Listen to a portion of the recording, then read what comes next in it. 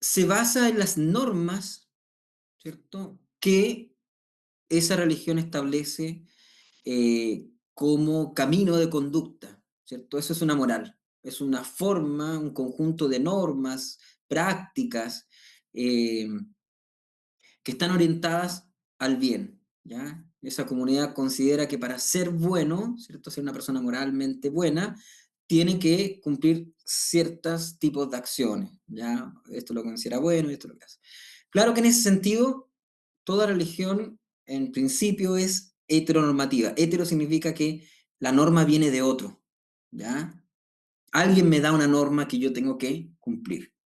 Pero en la tradición, en la religión católica, la religión cristiana, en la reflexión moral, por eso digo que esto lo van a poder ver después, podríamos decir de que esto fue más una etapa, pudiéramos decir. O sea, hubo una etapa, podríamos decir, en que se entendió la moral fuertemente desde esta perspectiva heterónoma, ¿cierto? Para ser cristiano hay que obedecer un conjunto de normas. Profundizando en la misma experiencia cristiana, en lo que significa, ¿cierto?, el cristianismo, en lo que significa la misma revelación, el mensaje de Jesús, eh, hoy día no se habla tanto de una moral cristiana, sino que de una ética cristiana o de una, claro, de una ética cristiana que busca sobre todo desarrollar en las personas la autonomía. O sea, que ellos puedan, ¿cierto? Y por eso que es tan importante el discernimiento hoy en día, ¿cierto? He escuchado mucho la palabra discernimiento. Mm. ¿Qué significa eso? El acento está entonces en que la religión cristiana, en nuestro caso, ¿cierto? Una comprensión más particular, Dios nos invita a hacer uso de nuestra libertad. O sea, somos más plenos cuando estamos ejerciendo nuestra autonomía, de que moralmente podamos nosotros, ¿cierto?, poder discernir lo que es bueno. Entonces, hoy día se habla como de una teoautonomía, podríamos decir, donde caminan de la mano mi autonomía, pero atento también a lo que Dios me va pidiendo. Por eso que hoy día el proceso tiene que ver con discernimiento. Entonces, claro, ¿cierto? Las religiones en general, algunas más que otras, tienen que ver con eso. Son marcadamente heterónomas, donde, ¿cierto?, hay un conjunto de normas que yo tengo que cumplir. En la tradición cristiana, especialmente en el último tiempo, podemos decir, ha comprendido de que lo que define o una característica del ser cristiano es precisamente esa libertad, esa autonomía. Y por tanto, la religión debería ayudarnos a ser personas autónomas, guiados, ¿cierto?, orientados por lo que Dios nos pide, ¿cierto? Pero ejerciendo nuestra autonomía, ¿cierto? No a la fuerza. Como dice el dicho, a la fuerza no es cariño. Algo de eso hay, ¿cierto? ¿De qué sirve, cierto, de que a la fuerza, obligadamente, rindamos culto a Dios, ¿cierto? Pierde sentido, ¿cierto? Yo no. Cuando uno se casa, se tiene que casar en libertad. Si no, se anula el matrimonio, si no hay libertad. Algo de eso también hay aquí en la comprensión, digamos, de la dimensión moral en la religión cristiana, ¿ya? Por eso que estamos llamados al discernimiento, ¿ya? Eso. Así que gracias por la pregunta, Patricio, ¿ya? Que nos dio la oportunidad de poder marcar algo que es característico de nuestra religión cristiana, especialmente católica, ¿ya? Ya, avancemos entonces. Vamos a la segunda patita para que alcancemos a trabajar también. Ustedes pueden trabajar algo. Déjenme compartir lo siguiente. Ya, estamos acá. Nos habíamos quedado aquí. ¿Ya? Entonces, les voy a mostrar aquí un cuadrito, ¿ya? Acá, esto. Me había quedado pendiente esto, ¿cierto? Entonces, para la fe cristiana, una religión es una expresión visible de la relación o vínculo del ser humano con la trascendencia, con Dios. Es una forma visible de la respuesta a Dios a su manifestación. Ya, avancemos entonces. Aquí traje en un cuadrito eh, lo que podríamos denominar una religión auténtica, ¿ya? Una religión eh, que nos vincula de manera verdadera con Dios, de lo que pueden ser tergiversaciones, ¿ya? De lo que pueden ser tergiversaciones, desviaciones, o incluso ya derechamente manipulaciones de lo religioso. ¿Ya? Por eso es que debemos entender o debemos tener una comprensión de lo que es una religión para poder reconocer cuando estemos en presencia de algo que no es religión. ¿Ya? Y eso creo que nos puede ayudar en nuestra vida cristiana, ¿cierto? Pero también en, en la dimensión social, ¿cierto? Nos ayuda también a reconocer cómo en la sociedad a veces hay personas que se aprovechan, ¿ya? De lo religioso, lo manipulan, etcétera, ¿ya? Entonces vamos a hacer lo siguiente, vamos a revisar un poco este cuadro comparativo y después vamos a hacer un pequeño trabajo, ¿ya? Una pequeña actividad de aplicación, ¿cierto? De estas características. No es un cuadro exhaustivo, ¿ya? Pero sí creo que vamos a tratar de destacar los aspectos que son como más importantes, ¿ya? Vamos, ¿cierto?, a la religión auténtica. Fíjense entonces en la segunda columna, en cuanto al origen de una religión auténtica, ¿cierto? Ya lo veíamos en la lámina anterior. Una religión auténtica tiene eh, por origen o la iniciativa proviene de Dios, ¿cierto? Lo que veíamos, ¿cierto? De que en el fondo entonces la religión se entiende como un tipo de respuesta a esta iniciativa de Dios, ¿cierto? Pero es Dios el que ha tomado la iniciativa de hablar al ser humano y el ser humano, ¿cierto? Ha escuchado esta palabra y ha tratado de cuidarla, de transmitirla y se ha estructurado para ello, ¿ya? Pero fíjense entonces la característica, ¿eh? Tiene que ver con que la iniciativa viene de Dios. En cambio, en una secta, ¿qué pasa en una secta? La iniciativa no proviene de Dios, sino que está ligada a un líder o a veces un grupo. Aquí hay una característica, ¿cierto? En el fondo, si uno pudiera decir, ¿cuál es el origen de una auténtica religión? Es Dios. El origen de una secta es un ser humano. Es la interpretación que alguien, ¿cierto?, está dando. Y además dice interpretación cerrada, ¿cierto? Vamos a ver después otros elementos que nos van a ayudar a entender esto, pero tiene que ver en el fondo de que es una interpretación que no dialoga, ¿ya? A veces es una interpretación que incluso renuncia a la razón para tratar de entender el mensaje, ¿ya? Hay otra, hay otra forma, ¿cierto?, de tergiversación de lo religioso, que lo vamos a denominar, o a veces usted lo va a encontrar por ahí como la pseudo-religión, ¿ya? Lo pseudo-religioso tiene que ver con, como su nombre lo indica, algo que tiene apariencia de religión, pero que está al servicio de otros intereses, ¿ya? Entonces podemos encontrar muchas cosas que aparecen como pseudo religiosas, pero que en realidad no lo son. Así como también a veces hay cosas que parecen ciencia, entonces se habla también de una pseudociencia. Entonces, personas que mezclan cosas que parecen científicas, pero no son científicas, ¿ya? Tienen la apariencia, ¿ya? Pero no es su intención. Entonces, en la primera característica, entonces, en una religión auténtica, el origen es iniciativa de Dios. En una secta o en una pseudo religión, tiene que ver, ¿cierto?, con el ser humano. ¿Ya? Su origen está en el ser humano, ya sea el líder, o como dice la pseudo religión, con necesidades humanas. ¿Ya? O sea, la pseudo religión está al servicio de cierto interés humano. ¿Ya? Entonces, la pseudo religión tiene que ver con ciertas prácticas que le prometen a usted el éxito. Entonces la religión ahí es mostrada como un elemento que le va a permitir asegurar el éxito, ¿ya? Va a ser usted exitoso, ¿ya? Ya. Eh, Veamos, por ejemplo, la segunda característica que tiene que ver con la relación con Dios. ¿Cómo es la relación con Dios en la religión auténtica? Es, ¿cierto? Como lo veíamos en el texto de Runner, una apertura al misterio absoluto, ¿ya? En cambio, ¿cierto? En la religión auténtica yo estoy abierto al misterio.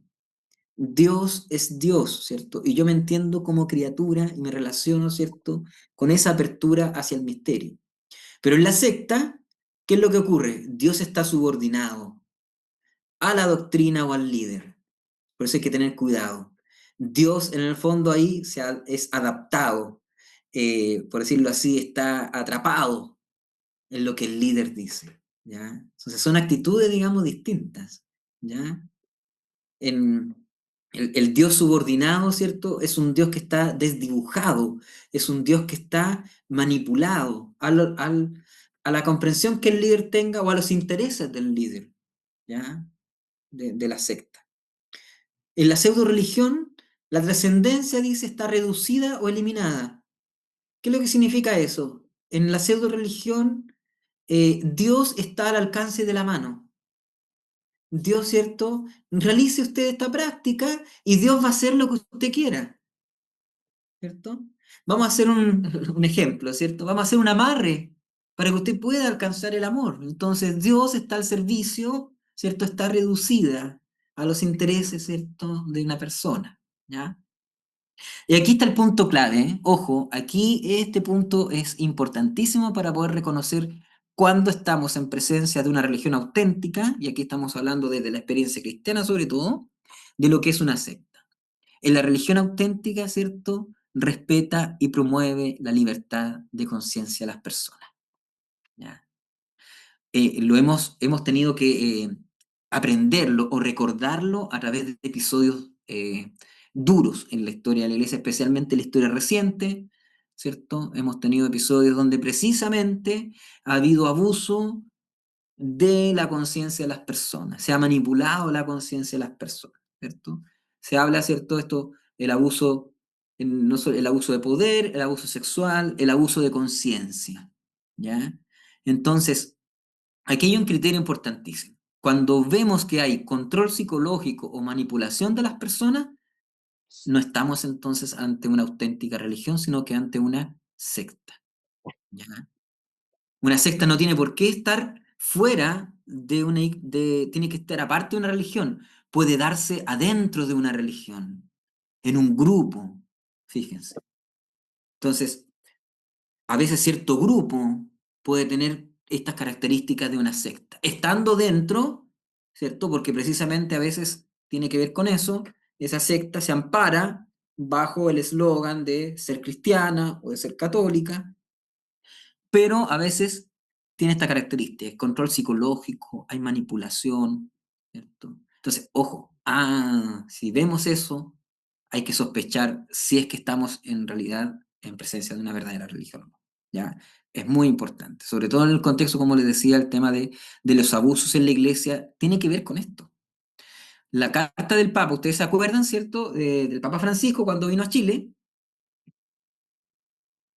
después que ocurrió, ¿cierto? Cuando vino a Chile y vino este cuestionamiento por el obispo Barro, ¿cierto? Después mandó a buscar a los obispos, lo mandó a llamar, ¿cierto?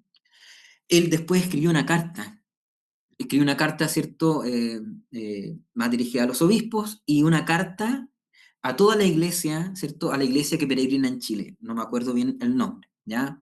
Usted la puede buscar por ahí. Y esa carta es maravillosa porque lo que él en el fondo plantea es que tenemos que recuperar la conciencia de la libertad de las personas, ¿ya? La libertad de las personas es fundamental. Entonces, lo que decía en la carta es que el espíritu habla en todas las personas. Entonces dice que no solamente en la autoridad religiosa, sino que también en todos los creyentes, en todos los cristianos. Y tenemos que cuidar esa libertad, ¿ya? Promoverla, porque es la forma también en que nos cuidamos también de los abusos. Esa carta me parece muy importante porque marca un giro, me parece, o retoma algo que a veces nosotros hemos perdido a veces, ¿cierto? Esa idea de que, solo algunos, ¿cierto? O las autoridades son los que tienen voz. Y lo que él recuerda es que precisamente en todo cristiano está el espíritu. Y por eso de ahí ese promover y cuidar la libertad. Y nos parece aquí es un criterio importantísimo para poder reconocer cuándo estamos en presencia de una verdadera religión o una comunidad auténticamente religiosa de una que puede estar sujeta a una manipulación, ¿ya? ¿Cómo se entiende la autoridad en la religión auténtica? Estamos ya mirándolo, ¿cierto?, desde nuestra experiencia cristiana entendida como servicio y discernimiento, ¿cierto? Fíjense que esta palabra discernimiento aparece. Las autoridades, claro, en una religión, pensemos en nuestra religión cristiana, claro que pueden ejercer la autoridad con discernimiento. Cuando diseñamos los planes pastorales, ¿cierto? ¿Qué es lo que hace la autoridad? La autoridad eclesial nos invita al discernimiento. No es llegar, ¿cierto?, e implantar esto es lo que el Padre dijo. No, sino que juntos, ¿cierto? Ejercemos el discernimiento. Es una forma, ¿cierto?, de ejercer la autoridad, convocando el discernimiento. En cambio, en la secta, autoridad absoluta e incuestionable. Se hace lo que el líder, ¿cierto?, dice. El líder puede tener, ¿cierto?, un halo de santidad, ¿cierto? Como nos ha pasado. Hemos visto situaciones donde precisamente por tener un halo o una fama de santidad, se consideraba incuestionable a esta persona. ¿Y qué eso permitía? Amparaba el control psicológico y manipulación de las personas. ¿Ya? Nos pasó, ¿cierto?, con Caradima. Nos pasó, ¿cierto?, con el otro sacerdote, ¿se acuerdan del Hogar de Cristo? No me acuerdo el nombre ahora. Si alguien se acuerda, que también tenía hasta una imagen, una Padre imagen, ¿cierto? Paulete. Eh, claro, ¿cierto? El padre Poblete. Lo mismo. Por eso fíjense qué interesante. No es tan fácil a veces reconocerlo. Por eso que hay que manejar distintos elementos para poder discernir si estamos en presencia de una auténtica religión o no. ¿Ya? Avancemos un poquito. ¿Cómo es la dimensión comunitaria? ¿Ya? Tiene que ser una comunidad abierta e integradora.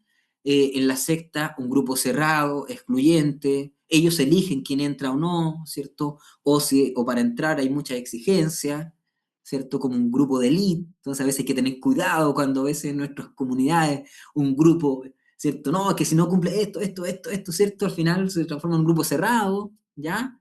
En la pseudo religión, ¿cierto? Ya está el aspecto mucho más individualista. ¿Ya? En la pseudo religión podemos decir de que hay una religión un poco a la carta, donde se ofrecen distintas prácticas, ¿ya? Eh, religiosas que tienen un cierto efecto, pero aquí en la pseudo religión la característica tiene que ver con el aspecto individual. ¿Ya? Hay un interés individual, yo quiero ser exitoso, yo quiero alcanzar cierto objetivo, entonces para eso se me promete a través de cierto método, técnica, un gurú, una práctica, alcanzar, ¿cierto? Eso que yo quiero, pero en el fondo hay un profundo individualismo, puede ser una forma a veces en que se puede vivir la religión. ¿Ya? El contenido doctrinal, ¿ya? En una fe auténtica está abierta al misterio, al diálogo fe y razón. Una característica que vamos a ver en el curso más adelante tiene que ver con esto. La tradición católica siempre ha entendido que la búsqueda de la verdad se realiza eh, con fe y con razón, y con la razón, ambas. La sola fe es peligrosa, la sola razón también. Es como, siempre digo, imagínese, ¿cierto? Un bote con un solo remo. ¿Qué le pasa a un bote que tiene un solo remo?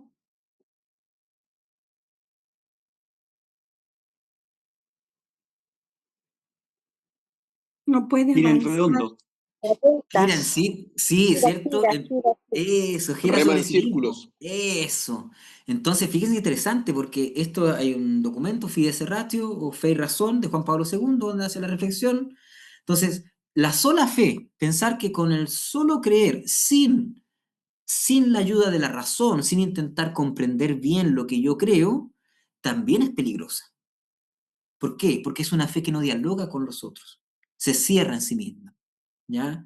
Entonces, una religión auténtica es la que está dispuesta a profundizar racionalmente, con la ayuda de la razón, los misterios de la fe. ¿Qué es lo que estamos haciendo ahora con el curso? Fíjense. En la secta no hay diálogo. Y de alguna manera la secta a veces renuncia a esta dimensión racional. Se queda a veces en los aspectos rígidos, a veces de la sola fe. También puede ser simplista. Ciertos mandatos y punto, hay que realizarlo, no se pueden cuestionar. A veces pueden haber cosas que, que van en contra incluso de la razón, ¿ya? Es rígida, no dialoga, ¿ya? Porque no está ese elemento de la razón. Porque si lo tuviese, seguramente la secta o los miembros de la secta se darían cuenta que están en el error. Pero como no no hay un diálogo entre fe y razón, ¿cierto? Queda atrapada, queda, ¿cierto? Como muy bien decían, navega en círculo, no avanza. Ya. En la dimensión ética, ¿cierto? La dimensión ética de la religión auténtica siempre está abierta, ¿cierto? Al compromiso con los demás, ¿ya? No se queda en sí misma, a diferencia de la secta donde la ética está subordinada al grupo. El grupo es lo que determina lo que sería bueno, ¿ya? Eh, pero no está abierto, ¿cierto? A una relación con los demás, ¿ya? A diferencia de la religión auténtica, es una ética, una acción, ¿cierto? Hay una solidaridad, no solamente con el grupo, sino que con los demás, ¿ya?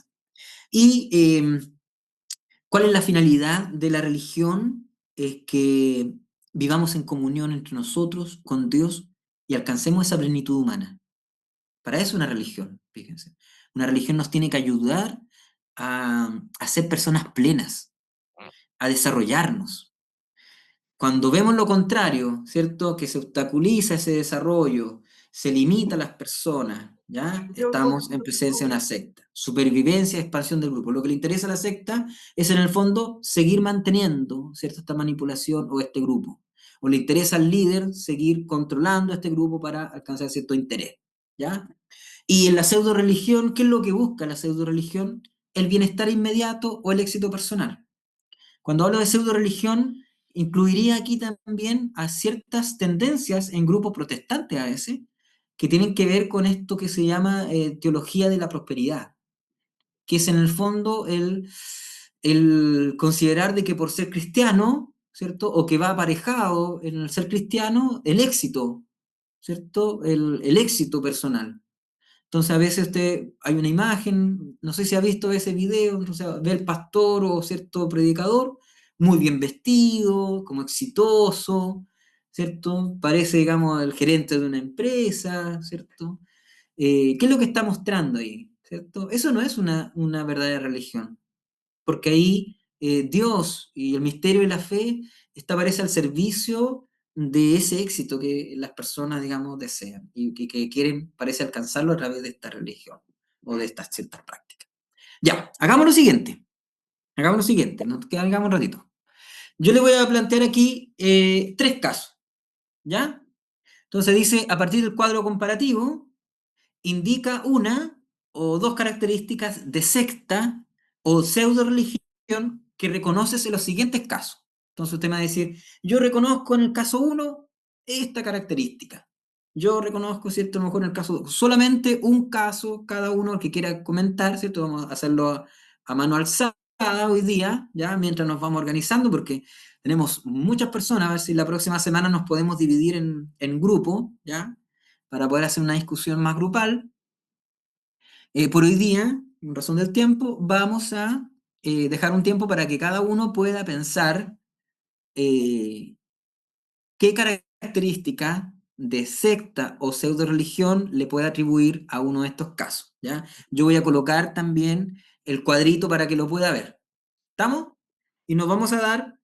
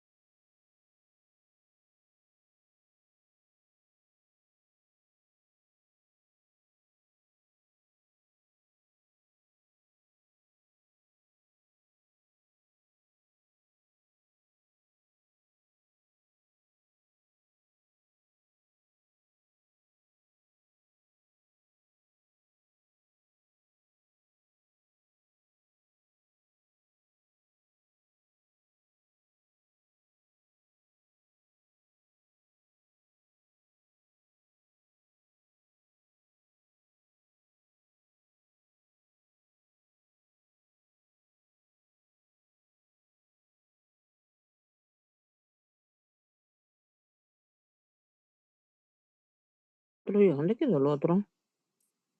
Ahí, espere. Ahí, espéreme. Ahí están los casos. Una característica de las que hay en el cuadro Recording in comparativo progress. para aplicar aquí. ¿Ya? Voy a volver al cuadro.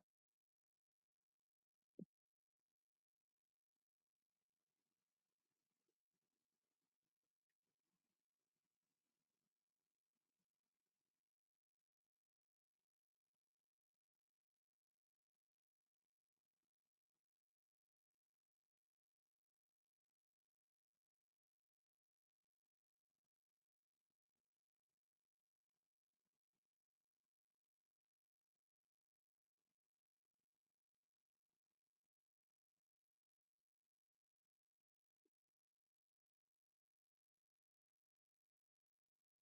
Recording stopped.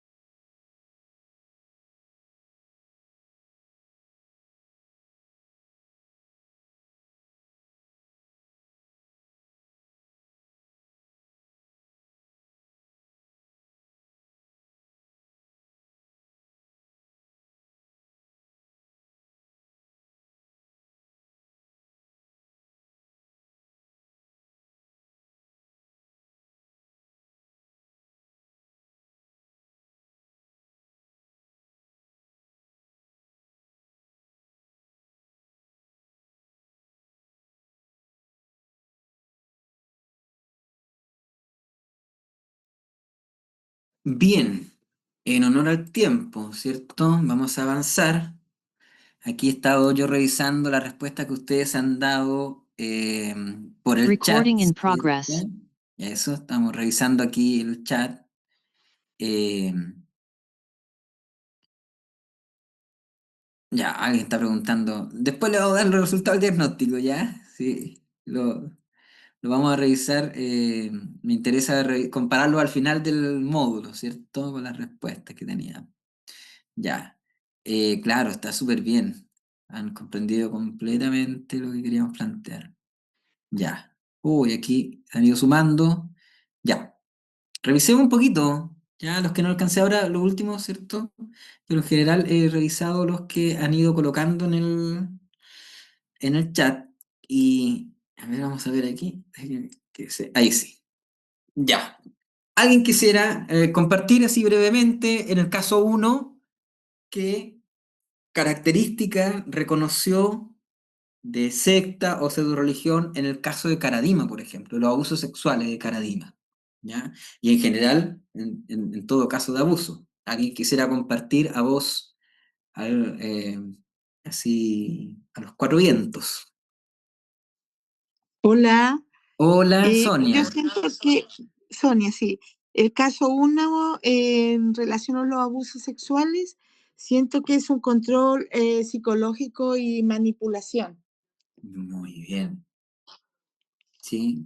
Eso, Sí, y en el dos, sí, sí, ya, eh, sí, es una secta donde el grupo es cerrado y excluyente. ya, muy bien. Y en el número 3 de los hechizos y prácticas eh, es pseudo religión, porque generalmente debido a las necesidades que tenemos como seres humanos, caemos Mm, en esa tentación de ir buscando esa solución. ya. Eso, Muy bien, Sonia. Creo que muchos de ustedes, gracias. ¿cierto? En el chat colocaron, ¿cierto? Coincidieron, ¿cierto? Con Sonia en estas características, ¿ya? Voy a dar la oportunidad también de que alguien más pueda compartir, pero quisiera destacar esto que decía Sonia, donde reconoce esta característica de la pseudo religión, que tiene que ver con las necesidades, ¿cierto? Claro, cuando estamos enfermos, ¿cierto? Estamos en esa situación de vulnerabilidad humana, uno recurre, ¿cierto? Y a veces las personas recurren trata de agotar posibilidades, incluso a veces las que en otras circunstancias no haría. Y aquí tiene, ¿cierto? Fíjense cómo lo pseudo religioso se aprovecha de esa necesidad para ofrecernos, ¿cierto? Una manera distinta de entender lo religioso. Maricel levantó la mano, al tiro Maricel. Entonces, hay que tener cuidado, ¿cierto?, en estas prácticas o en lo que es pseudo religioso, porque se asemeja mucho en realidad a lo que es la magia, digamos, en realidad. Si uno tuviera que decir, ¿qué es lo diferente entre la religión y la magia? Yo diría la siguiente definición, o la siguiente característica. En la religión, eh, el ser humano quiere obedecer a la divinidad. Eso es lo que quiere hacer. Quiere hacer la voluntad de la divinidad. Encuentra su felicidad en, en, en orientar su vida de acuerdo a esa divinidad. En la magia ocurre al revés, ¿ya? En la magia ocurre de que quiero que la divinidad haga lo que yo quiero. Entonces, para que me dé cierto éxito, para que cure una enfermedad, para que me amarre a esta persona que yo quiero, ¿cierto? O le haga un mal a esta persona, en el fondo se, se recurre a esta idea que en el fondo tiene la magia, que es en el fondo la idea de querer manipular el poder de la divinidad o un poder divino al interés humano. Por eso que es tan opuesta, en realidad, ¿cierto? Eh, a una auténtica religión. Ahora sí, Maricel, levantó la mano. Hola, yo Hola, Maricel. me refiero al caso número 2, que ¿Ya? es una secta, o sea, Sí, esa persona tiene un control totalmente de las personas que están con él, él los eso. manipula tan bien que es como el líder que tiene que hacer lo que él diga.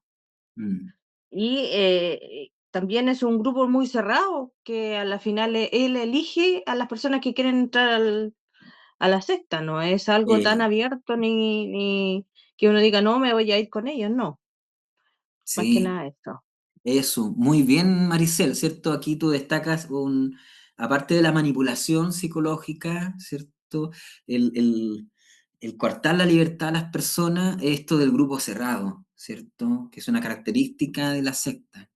O sea, en el Igual que fondo, en el ellos, caso de Caradima. claro, En el ¿cierto? caso de Ellos Caradima eligen también quién era un entra. problema psicológico que él los manipulaba a las personas y que no dijeran nada, o sea, Exacto. él, le hacían caso, lo que él dijera era eso, no tenían derecho a reclamarle nada.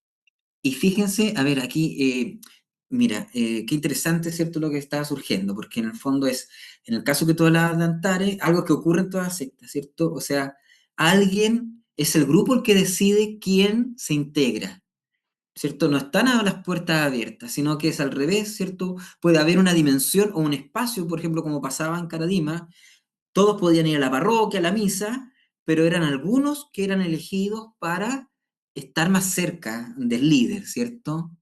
Entonces, ahí se manifiesta eso del grupo cerrado. Y lo otro, lo que tú, ¿cierto?, planteabas o lo que habían planteado de esta manipulación, esta manipulación se daba en espacios, ¿cierto?, de la dirección espiritual, de la confesión, ¿cierto? Donde en el fondo la persona quedaba como atada, donde no podía tomar incluso, era tal esa manipulación donde la persona, siendo adulta, sentía que no tenía herramientas, argumentos para hacer algo distinto a lo que este director hacía, ¿cierto? Por eso fíjense en lo que significa la dirección espiritual, es algo tan delicado. Hoy día cuando queremos acompañar a las personas, ese concepto de acompañamiento, por eso que hay que profundizarlo, ¿cierto? De qué significa, cómo el acompañar implica ayudar al otro a que sea libre, a que crezca en autonomía y no caigamos, ¿cierto?, en conducir la vida del otro, ¿ya? Eh, Dejemos esta parte hasta aquí, ¿ya? Pero creo que ya hemos entregado algunos elementos que le pueden servir a usted para poder reconocer, estar atento a lo que es una auténtica religión de lo que no lo es. Ana Pinto está levantando la mano antes de pasar a la última parte. Ya, lo que yo iba a indicar es que, bueno, en la secta o tanto en el caso uno, ellos siempre se eligen como enviados de Dios, o sea, siempre ellos utilizan que Dios lo eligió a ellos como líder, es como, creo que era la definición 2 parece que estaba esa opción, que se Muy regían bien. que eran enviados de Dios o subordinados de Dios. También Ya, era una característica de la 1 y de la 2. ya, muy bien, Ana. A Catherine parece levantó la manito con esto, la última para poder avanzar con el último punto. Sí, más que una opinión, buenas tardes, tengo una duda con respecto al caso Caradima. Si efectivamente se puede considerar como una secta oficial o si solo cumple con características propias de una secta. Claro. Lo que pasa, a veces uno trata de entender de que la secta es algo que está fuera de una religión, pero una secta puede estar dentro de una misma religión, ¿no? Entonces, por eso hay que tener cuidado, porque a veces un grupo, ¿cierto? A veces puede ocurrir, y esto es lo que pasa de manera especial con estos círculos, ¿cierto? En el caso Caradima, donde hay un círculo, ¿cierto? Hay una secta ahí. ¿Cuál es la diferencia con otras sectas, por ejemplo, con la de Antares de la Luz, donde ellos se apartan y pareciera que son distintos a toda otra expresión religiosa, ¿cierto? Ellos viven en otro lugar y cosas así. Son las mismas características, la única diferencia es que la secta de Caradima, ¿cierto? Se ampara dentro, está al interior de la misma estructura eclesiástica, o dentro de la misma estructura eclesial. Y por eso que hay que tener ojo, porque dentro, no podemos pensar que una secta va a estar siempre afuera, sino que se puede estar dando dentro de la misma estructura eclesial. Profesor, Puede haber un profesor, grupo, es, puede haber un grupo que va presentando ciertas características de este tipo. Por eso hay que estar, digamos, atentos, ¿ya? Sí, alguien más levantó. Sí, lo que yo Gracias. quería plantear es que efectivamente a veces dentro de las mismas comunidades se dan pequeñas sectas sin darse cuenta o con darse cuenta. Sí. Y eso no es menor, porque no está supeditado a lo que el sacerdote hace o dice, sino de que alguien asuma ese liderazgo y sea como quien excluye o incorpora a las personas de acuerdo a cómo le cae. Claro, ¿cierto? Ahí Vivian, ¿cierto? ¿Vivian Sí. o Viviana? Sí, Vivian. Lo que tú dices, ¿cierto? Fíjate que estamos entrando ahí a hilar fino y a agudizar la mirada, porque Sí. puede ocurrir a veces, primero lo que recordar eso, enfatizar lo que estaba diciendo, a veces dentro de nuestra misma estructura pueden darse grupos que tienen estas características de secta o que son derechamente una secta, ¿ya? Donde hay esta manipulación, hay abuso de las personas, hay un líder, ¿cierto? Que se presenta incluso o es reconocido a veces con una autoridad intocable, etc. ¿Ya? Por eso que, fíjense, es tan importante lo que significa la sinodalidad. Y también pueden haber ciertas prácticas que pueden quizás no ser necesariamente una secta, pero sí tienen esta característica, alguna característica, porque tiene que ver a veces con el poder.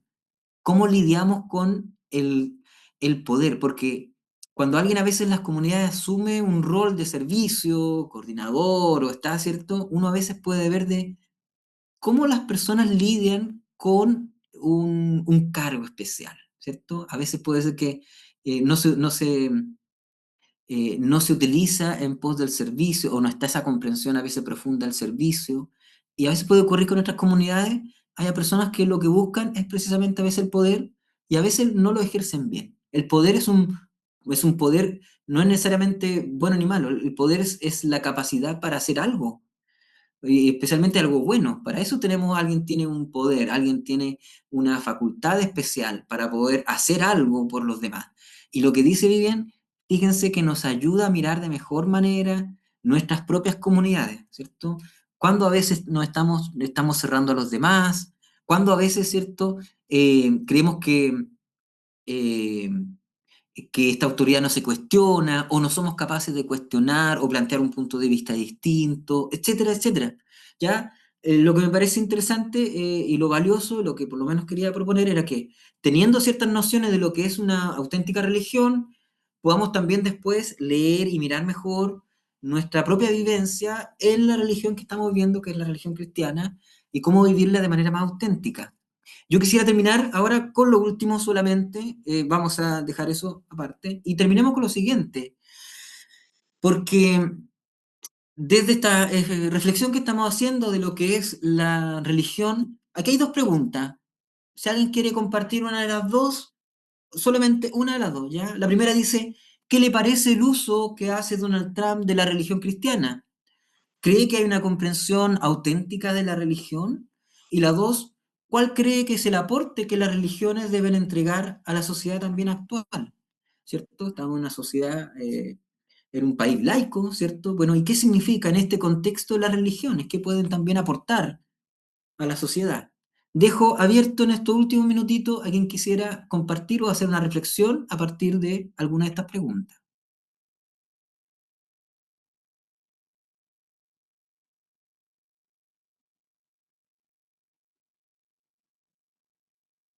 Profesor, a mí me Sí, gustaría hablar sobre la segunda, porque la primera, no ya. sé, nada que decir ya. Que creo que Ya, muy bien. esto Lo fuera dijo todo, absurdo. dice. Ya. Yo creo que las religiones en general aportan un poco de humanidad y de mirada hacia el otro, hacia el prójimo, porque nuestra religión generalmente va hacia ese lado, a mirar al otro como yo, como a mí mismo, amarlo como a mí mismo y tratarlo como una persona digna que merece respeto. Y la religión aporta con eso, con lo valórico humano, según yo. Muchas gracias, Vivian. Ha sido muy hermoso lo que tú has planteado, ¿cierto? Una verdad, ¿cierto? El porte de un buque.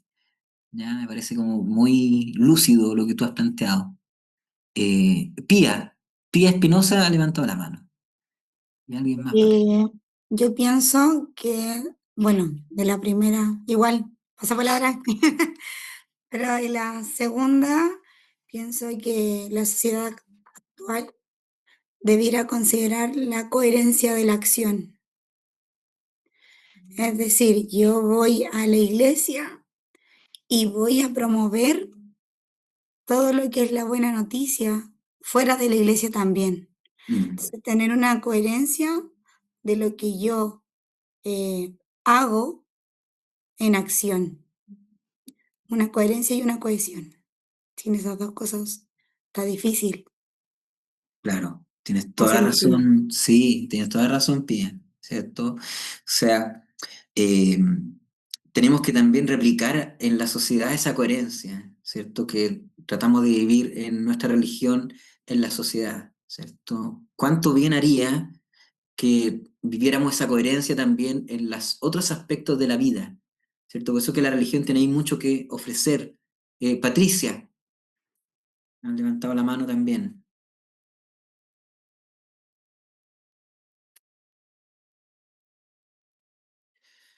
Hola, buenas tardes. Buenas Aquí tardes. poniendo súper atención e incorporándome, yo no participo en ninguna iglesia y creo que lo que me conmovió a creer en la religión y qué es lo que debe entregar a la sociedad es el servicio, Mm, ponerse a disposición de servir desde el amor y sea cual sea lo que uno puede entregar.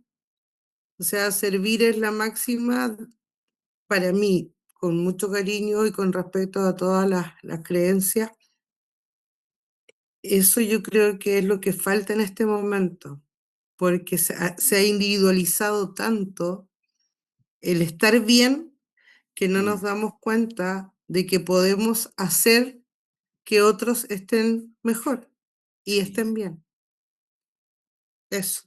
Muchas gracias, Patricia, ¿cierto? También has dado justo ahí en el clavo, digamos, en este aspecto, ¿cierto? Las religiones están para servir a la sociedad, servir al mundo, ¿cierto? No solamente para quedarse en ellas, sino que también es para, en lo que decía también usted anteriormente, lo que decía Pía, lo que decía Vivian, eh, están al servicio del ser humano, están, ¿cierto?, al servicio del prójimo, al servicio de la dignidad humana, ¿ya?